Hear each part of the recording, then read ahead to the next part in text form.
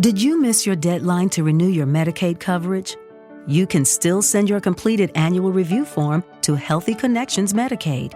You may be assigned to another health plan, but you can ask to come back to First Choice within 60 days of renewed Medicaid eligibility.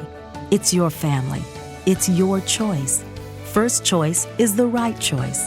Renew and choose us. Visit selecthealthofsc.com/renew to learn more.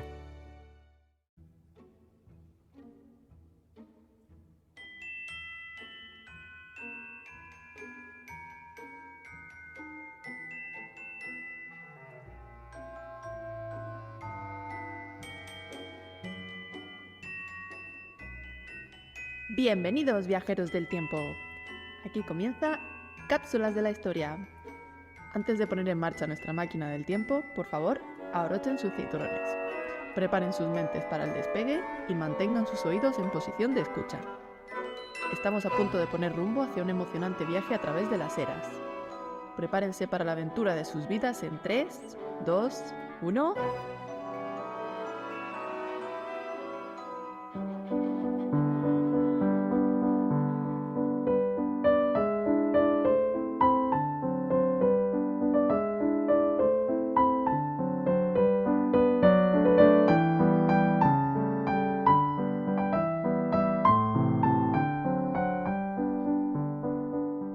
Bienvenidos a Cápsulas de la Historia, un oasis semanal de conocimiento del pasado, donde descubrimos la esencia de las figuras más emblemáticas de nuestra cultura.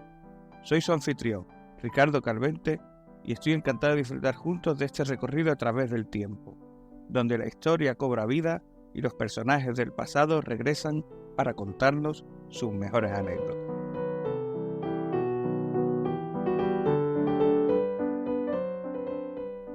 Hoy ponemos en marcha la máquina del tiempo y nos detenemos en los albores del cine, en una época en la que el sonido era un lujo y las imágenes una poesía muda.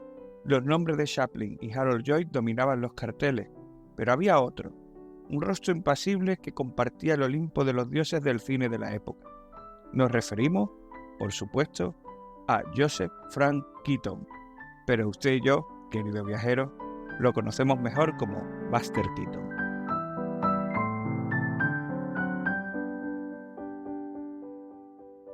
Un hombre que podía hacer reír a una audiencia sin pronunciar una sola palabra.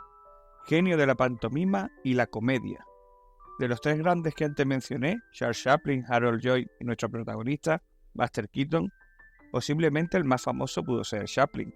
Sin embargo, el que más ha perdurado en el tiempo, por determinadas razones que ni él mismo probablemente podría explicar, el que más ha influenciado en el cine posterior es, sin duda, Buster Keaton, que sigue resultando plenamente contemporáneo.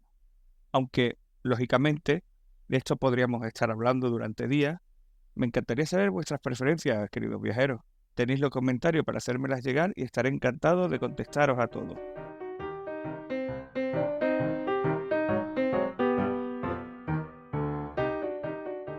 En nuestra travesía viajaremos desde los inciertos comienzos de este comediante en el vodevil hasta sus años dorados en la era del cine mudo. Exploraremos su genio creativo, sus luchas personales y, por supuesto, su legado. No hay mejor homenaje a la figura de Buster Keaton que reírse, así que espero que nuestras historias hoy nos arranquen al menos una pequeña sonrisa. Después de todo, la vida es como una película muda. A veces puede ser dramática, a veces trágica, pero siempre hay espacio para la comedia. Que, por cierto, en el canal de YouTube de Cápsula de la Historia tenéis muchas de las películas dirigidas y protagonizadas por Buster Keaton, algunas subtituladas al español, para que podáis disfrutarlas. Personalmente, mi acercamiento a Buster Keaton surge de una forma plenamente casual. La curiosidad de ir conociendo a los albores del cine me lleva a las primeras películas de este genio, y viéndolas ya en pleno siglo XXI, seguía viendo que su humor estaba perfectamente vigente hoy en día, salvando lógicamente algunos gags propios de la época que hoy se verían totalmente inaceptables. Muchos de sus planos y escenas han sido replicados por los grandes del cine, como el propio Steven Spielberg. Y antes de entrar en materia, me gustaría recalcar que, aunque todos los personajes históricos que han pasado y pasarán por este podcast son dignos de mi total admiración, sin embargo, como decía el gran Juan Gómez Jurado sobre nuestro protagonista, La actitud vital de seguir adelante que siempre tenía Buster Keaton es verdaderamente impresionante.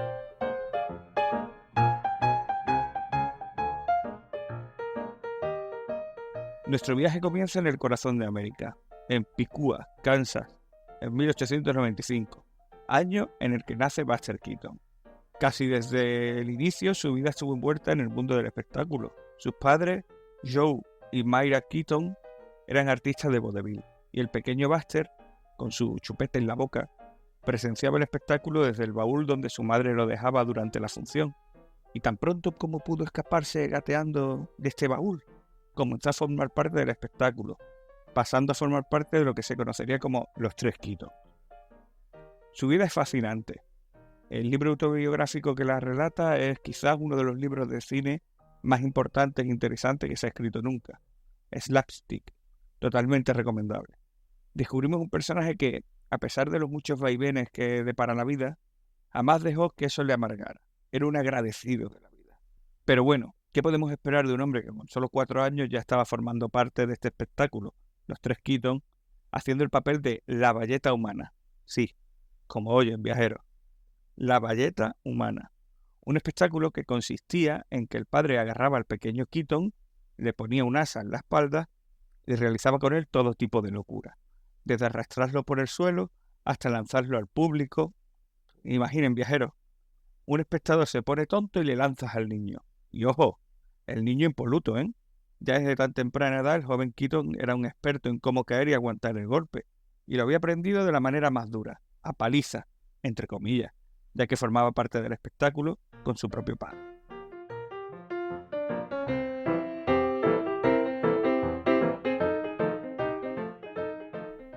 Son muchas las anécdotas sobre esto, desde aquella vez que su padre lo lanzó contra 2 varones que habían insultado a su mujer, la madre de Buster Keaton, provocándole la fractura de varios dientes y algunas costillas a estos varones, porque el pequeño Buster ni un rasguño.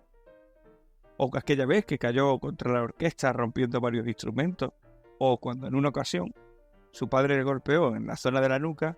Ellos normalmente tenían cuidado, sabían que no debían golpearse ni en la nuca, ni en la base de la espina dorsal, ni en esa zona, pero esta vez el padre se equivocó, le golpeó en la nuca y Buster estuvo varias horas inconsciente. Pero esto es curioso, nada más despertar, lo primero que preguntó es: «Hey, ¿cuándo es la próxima función? Quiero volver a actuar».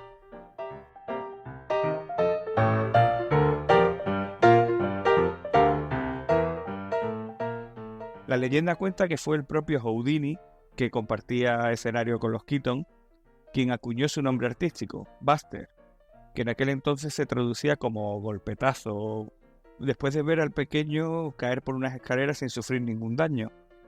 Un golpe que en lugar de lágrimas provocó risa. Otra versión existente es que al ver la caída y que no le había dolido, gritó «What a Buster», que sería como «menudo golpetazo», pero que cuando le preguntaron a Houdini si él había puesto el nombre a Buster Keaton, decía sí, pero en realidad no dije «What a Buster», dije «What a Buster», menudo cabrón. Si bien el acento extranjero de Houdini llevó a esa confusión, ¿imagina que ahora conociéramos a Buster Keaton como Buster Keaton?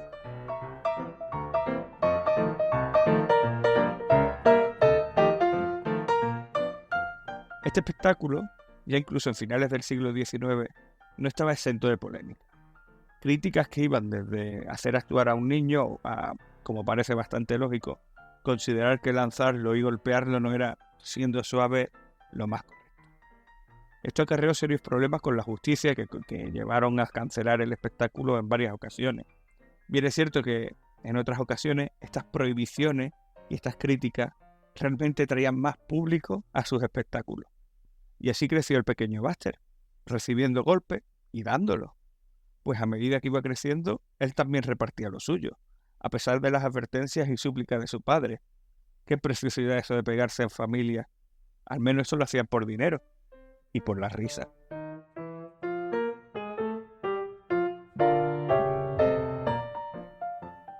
Fue en este ambiente de farándula donde aprendió la dureza del trabajo y la disciplina que exige el espectáculo.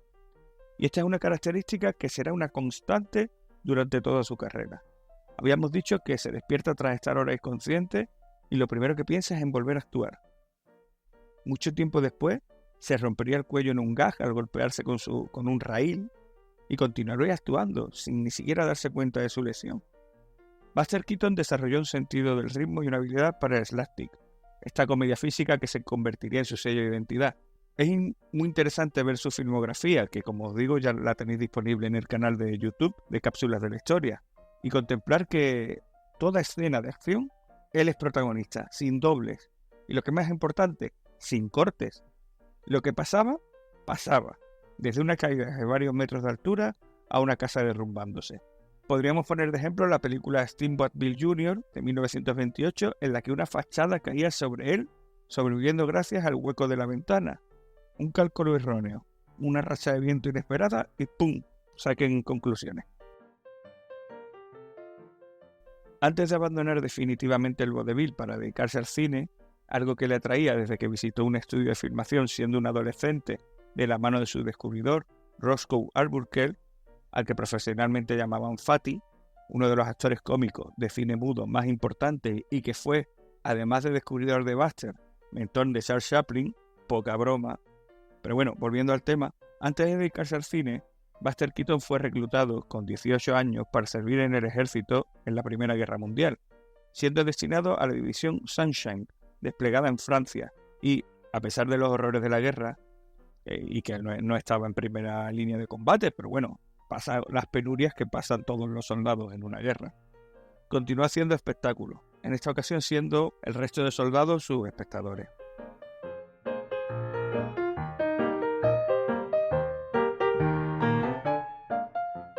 Tras participar con Fatty en algún cortometraje, Roscoe Fatty, su descubridor, pasó por un momento muy complicado. Fue juzgado y absuelto por un jurado popular al ser culpado por el fallecimiento de una actriz, Virginia Woolf, en una fiesta que había organizado. No vamos a entrar en los pormenores de este hecho, salpicado por guerra intestina de la prensa del momento, y realmente que solo ellos saben lo que ocurrió. Pero en resumidas cuentas, la sentencia fue que Roscoe era inocente de todo cargo y que además había que pedirle disculpas. Esto ocurrió, pero, queridos viajeros, tal y como ocurre hoy en Twitter, lo que realmente importa a la gran multitud es el titular, el escándalo, el amarillismo. Y a pesar de ser declarado inocente, acabaron por completo con su carrera, pudiendo trabajar años más tarde utilizando el seudónimo Will Goodrich. Buster Keaton defendió la inocencia de Fatty durante toda la vida, declarando en toda ocasión que era una gran persona, e incluso le ayudó ofreciéndole la oportunidad de codirigir alguna de sus películas, aunque firmaría con este seudónimo, Will Goodrich. Buster le sugirió hacerlo con Will Be Good, que significa seré bueno, algo que Fatty rechazó manteniendo que no quería hacer humor con este tema. Sin Fatty, Buster tiene que alzar en vuelo en solitario con Keaton's Productions, si bien encontró la tutela del ejecutivo estadounidense de origen ruso Joe Schenck. Buster Keaton le propuso desde bien temprano intentar hacer largometrajes, películas de varios rollos. Un rollo en esa época era aproximadamente 10 minutos de metraje, y quería hacer películas de 7 u 8 rollos, antes de que finalmente lo hicieran Charles Chaplin o Harold Lloyd. Sin embargo, Schenck no lo veía con buenos ojos y prefería cortometrajes de 2 rollos, unos 20 minutos. Y Buster Keaton se dejó guiar por el ejecutivo, algo que realmente luego se arrepintió. Bien es cierto que Schenck no lo hacía con ninguna mala intención. Schenck siempre quiso lo mejor para Buster Keaton y fue un pilar fundamental en su carrera. Llega 1920 y Buster Keaton protagoniza su primer cortometraje, One Week. En él interpreta a un recién casado que recibe una casa prefabricada como regalo de boda, pero que debe construirla él mismo, con unas cajas con unas numeraciones. Es un espectáculo verse intentando ensamblar una casa con instrucciones alteradas por un enemigo celoso por el amor de su esposa, que va cambiando el número de las cajas. No quiero haceros spoilers. Basta decir que las leyes de la física y la arquitectura se retuercen entre estos gags cómicos. Pura inspiración para futuros dibujantes y cineastas, como por ejemplo todos los Looney Tunes.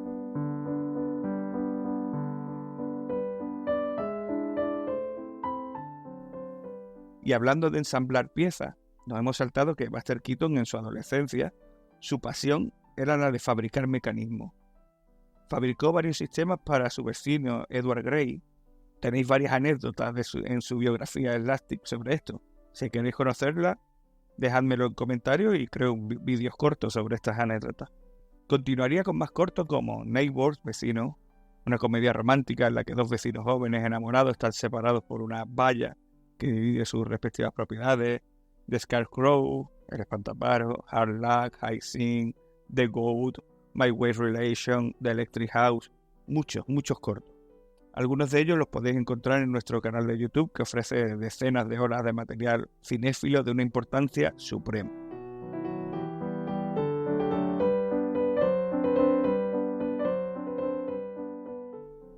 Otro de los cortos claves sería The Playhouse, en el que Buster Keaton llevó su habilidad para la innovación cinematográfica a alturas impensables.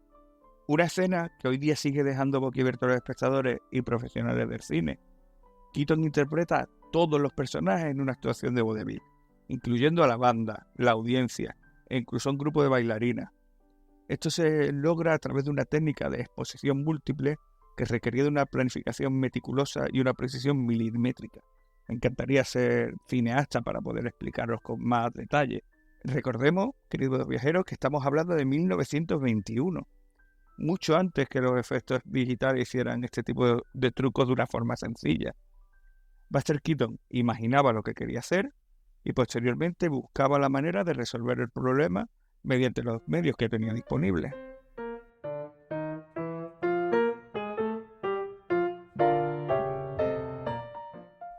Tras su época de corto, que bueno, los llamamos cortometrajes, pero eran películas de 2 rollos, como antes resaltamos, Charles Chaplin daría el salto al largometraje, es decir, a películas de unos 10, 11 rollos aproximadamente, de algo más de 1 hora. Y ya el resto se apuntaría a este nuevo metraje. Ya sabemos que Buster Keaton quiso hacerlo bastante tiempo atrás y su productor ejecutivo, John Schenck, no le pareció en el momento idóneo. Pero bueno, como digo, Charles Chaplin iniciaría el largometraje, pero ojo, en comedia. En otras temáticas ya se venían realizando, como Griffith, que ya había realizado el drama El nacimiento de una nación, que también tenéis en el canal, con una duración de, ojito, 3 horazas. El primer largometraje que firmaría Buster Keaton sería 3 edades, en 1923, una película paródica del drama Intolerancia de Griffith. Pero no nos equivoquemos, una parodia no es mofarse del original, sino, como bien dijo Buster Keaton, o los Zaz posteriormente, solo puede parodiarse aquello que se admira. El largometraje cuenta las aventuras y desventuras de un personaje buscando el amor de una mujer en 3 historias en paralelo en 3 momentos históricos diferentes. La prehistoria, con dinosaurio incluido, impresionante ver las técnicas en 1920 para conseguir ese dinosaurio. Que por cierto, de esa parte de prehistoria saldría muchísima de los picapiedras posteriormente. La edad romana y el mundo contemporáneo de los años 20, evidentemente. Tras un éxito rotundo con las 3 edades, Buster Keaton estrenaría, también en 1923, La ley de la hospitalidad, una película más madura, aunque, en mi opinión, menos divertida. La historia trata la rivalidad de 2 familias, al más puro estilo Romeo y Julieta, salvándole la vida precisamente la ley de la hospitalidad, es decir, mientras estés alojado en nuestra casa no podemos matarte. Los últimos 20 minutos acumulan algunos de los gags más recordados en la carrera de Buster, especialmente uno de una cascada y otro de unas vías de un tren. No quiero desmembraros la película, la podéis ver en el canal. Keaton volvía a demostrar que era un pionero en inventar claves en el lenguaje audiovisual. En esta película podemos, por cierto, ver a 3 generaciones de los Keaton. Está Buster, lógicamente, está su hijo, que hace un papel de bebé, y está su padre. Igualmente, la actriz protagonista sería su primera esposa, Natalie Talmack, con la que las cosas, digamos, no acabaron demasiado bien. Tanto es así que, aunque dice en su biografía que estuvo casado, jamás la nombra. Su siguiente película, ya en 1924, sería el moderno Sherlock Holmes, otra obra maestra, donde Keaton interpretó a un proyeccionista de cine que sueña con convertirse en un detective. Esta película es un despliegue de técnicas de cine que los directores actuales aún estudian con entusiasmo, desde la técnica de doble exposición, para hacer que su personaje entre en la película rompiendo la cuarta pared, a otros trucos para hacer que, en una escena aparentemente sin corte, una misma persona parezca pasar por ecosistemas totalmente dispares, un desierto, un bosque, etc.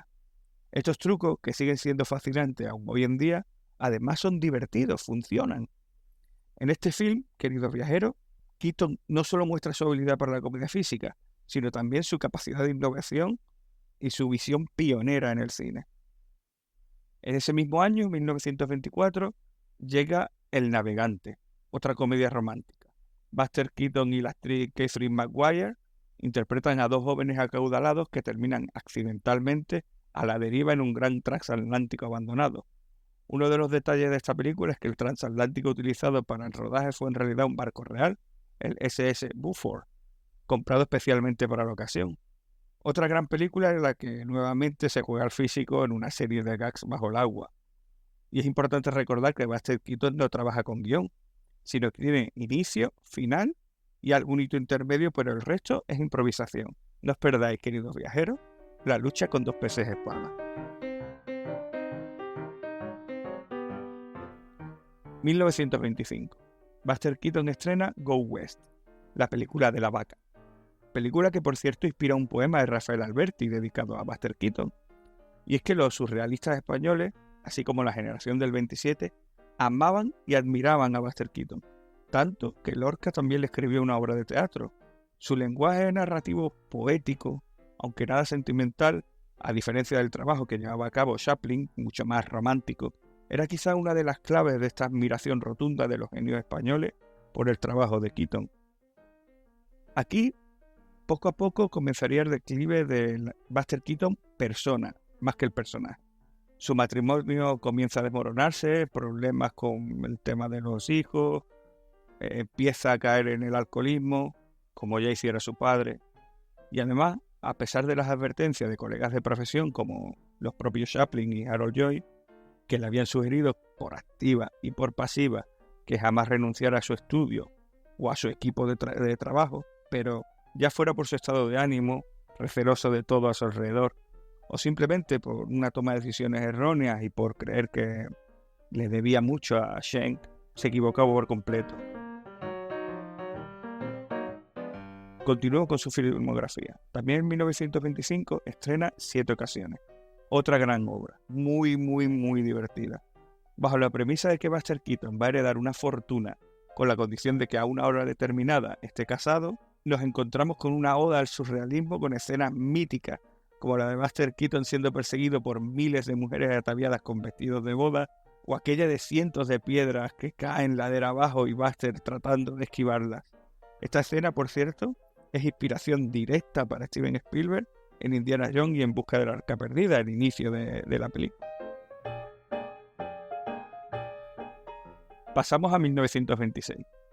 Quizás la película más icónica de la carrera de Buster Keaton, El maquinista de la General, considerada la película más cara de la historia del cine mudo. Una superproducción donde se realizan escenas de costes titánicos como destruir un puente y destrozar un tren real. Curiosamente, la gente iba con ganas a ver este espectáculo de destrucción, no al cine, sino en los momentos de grabación. Está basada en un hecho real de la Guerra Civil estadounidense y, aunque realmente fue el primer fracaso económico de la carrera de Keaton, décadas después ha ascendido a ser considerada como una de sus mejores películas y figura habitualmente entre las 100 mejores películas de la historia del cine en la mayoría de los rankings actuales. La siguiente película sería El boxeador, divertida, sin más. Y en 1927 estrena El colegial, donde Buster Keaton toma la figura de un estudiante que prefiere el intelecto al físico, pero es retado por su pareja que o destaca en algún deporte o se acaba la relación. Así que pasa por innumerables gags deportivos, muy divertidos por cierto, tratando de batir a grandes deportistas y con un final muy interesante que, por cierto, demuestra que Buster Keaton realmente era todo un atleta. En 1928, una nueva película, El héroe del río, Steamboat Bill Jr., que habíamos comentado antes. Otra obra maestra, totalmente redonda narrativamente. Una comedia de catástrofe con escenarios impresionantes y destrucción todavía más imponente. Es impresionante la cantidad de cosas que son capaces de romper durante una película.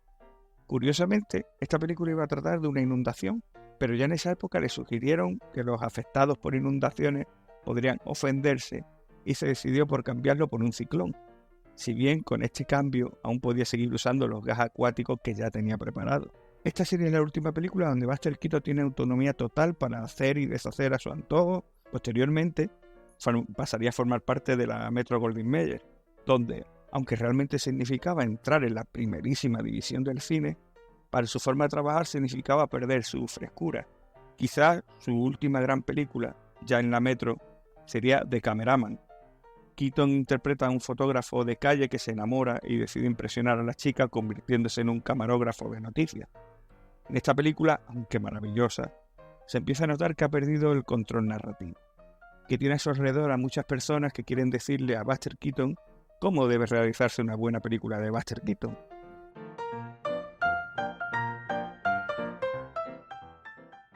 Comienza su declive como cineasta, un declive de oro por otra parte, ya que seguía haciendo películas que conseguirían buenas taquillas, como su siguiente título, El comparsa.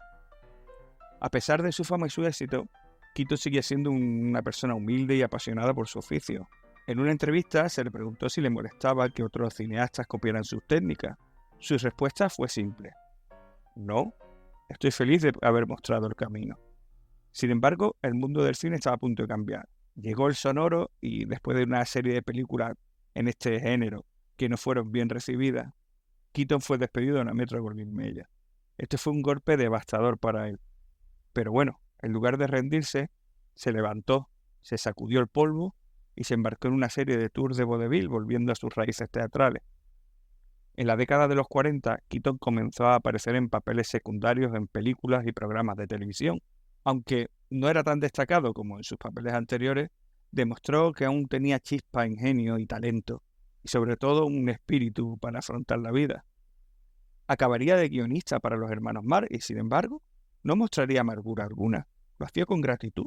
Pasó de cobrar más de $3,000 en sus películas a $100 siendo guionista, pero mostraba gratitud. Había sido poseedor de una fortuna, había caído en la ruina por esa vida personal que luego trataremos muy por encima, y estando con una mano delante y otra detrás, mostró gratitud por un nuevo comienzo. Creía que con trabajo y esfuerzo constante, poco a poco volvería a recuperarse. Es más, todo aquel que le conocía decía que jamás perdía su actitud maravillosa hacia la vida. Y esta vida personal fue un torbellino de altos y bajos. Se casó varias veces, 3 concretamente, y aunque sus primeros 2 matrimonios terminaron en divorcio, el primero, como ya dijimos, muy duro, su tercera esposa, Eleanor Lorry, estuvo a su lado durante más de 25 años hasta su muerte. Eleanor no solo fue su compañera de vida, sino también su ángel guardián, ayudándole a superar sus luchas contra el alcohol. El alcohol le había llevado su vida personal a su punto más bajo. Keaton se refería a su mujer, Eleanor, como su salvadora. Y como en el resto de grandes personajes que hemos tratado, se vuelve a demostrar que incluso los más grandes son humanos, con sus propias luchas y desafíos, con sus propios demonios personales. Y Buster Keaton es de esos personajes que supo encajar las adversidades. En sus últimos años, Keaton continuó trabajando en el cine y televisión, aunque a un ritmo más lento. Hizo cameos en películas, realizó anuncios. También se convirtió en una figura muy querida en el circuito de entrevistas y festivales de cine. Aunque su luz se desvaneció en la gran pantalla, su impacto en la industria del cine nunca disminuyó. En 1966, Buster Keaton murió de cáncer de pulmón, pero dejó un legado que sigue siendo influyente hasta el día de hoy. Podríamos hablar de su persistencia, de su valentía al enfrentarse a los desafíos, de su compromiso con el arte, pero quizás lo más importante que podemos aprender de Buster Keaton es su pasión, su amor por el cine, por la comedia, por el entretenimiento, incluso en los momentos más difíciles. Así, mientras preparamos nuestra máquina del tiempo para otro viaje, dejamos atrás una figura que es a la vez un icono del cine y profundamente humano: Buster Keaton. Mantengan sus mentes abiertas, sus corazones audaces y sus oídos atentos a las historias del pasado. Y recuerden, en 3 tiempos se divide la vida. El presente es muy breve, el futuro dudoso, solo el pasado es cierto. Muchas gracias.